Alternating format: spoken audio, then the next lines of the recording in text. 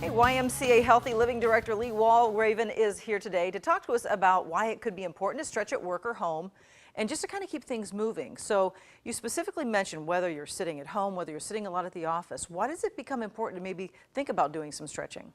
Well, yeah, your muscles get fatigued from sitting in that same position all the time.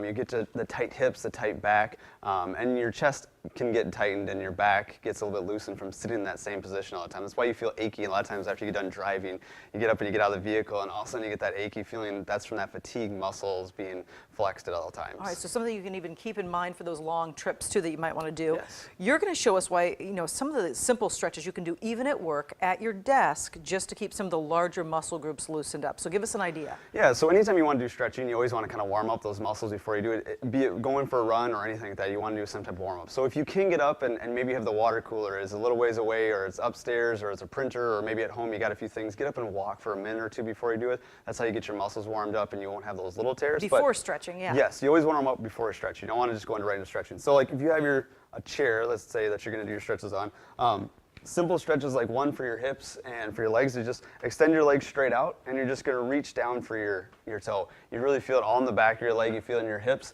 You just want to keep your back straight and you just reach down for your leg. That's a great stretch for your hips and your legs. Other things for your chest is just reaching for the back of your chair and just sitting up nice and tall. It stretches out the chest and makes those muscles that get really tight because you sit there hunched over all the time. You want to stretch those out and give a little break to them. You know, and I was going to say too, a lot of people don't put this together necessarily, but sometimes stretching those larger muscle groups in your legs can really help you with a lot of the back strain people a lot of times feel too when it comes to back pain. Yes. So taking care of those things as well. Very good. Thanks a lot, Lee, for joining us today. And stay with us. We'll have another look at your forecast right after this.